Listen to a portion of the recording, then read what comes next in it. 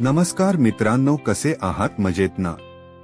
आज आपण ब्राह्मी वनस्पती विषयी माहिती जाणून घेणार आहोत। ब्राह्मी वनस्पतीचे शास्त्रीय नाव बकोपा मोन्नियरी आहे।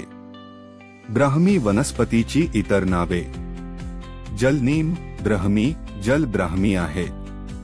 ब्राह्मीची ओळख: पाण्याजवळ वाढणारी हिरवी लहान पानांची वनस्पती। चव: किंचित कडू। संपूर्ण वनस्पती औषधी वापरात येते।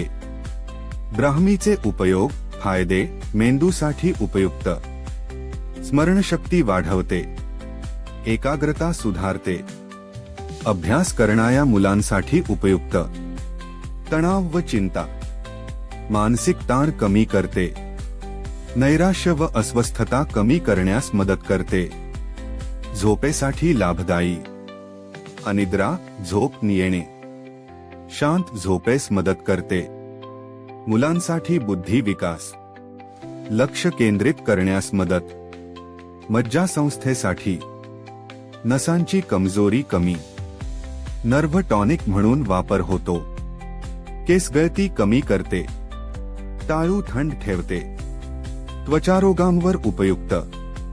ब्राह्मीचा वापर कसा करावा?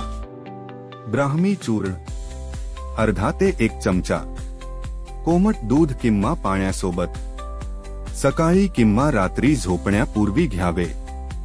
ब्राह्मी काढा: 1 चमचा ब्राह्मी उकळून काढा तयार करावा। हा काढा स्मरणशक्ती व तणावासाठी उपयुक्त असतो। ब्राह्मी तेल डोक्याला मालिश: आठवड्यात 2-3 वेळा, केस व मेंदू शांत राहतो। ब्राह्मी गोळ्या सिरप डॉक्टरांच्या सल्ल्याने नियमित वापरात परिणाम दिसतो।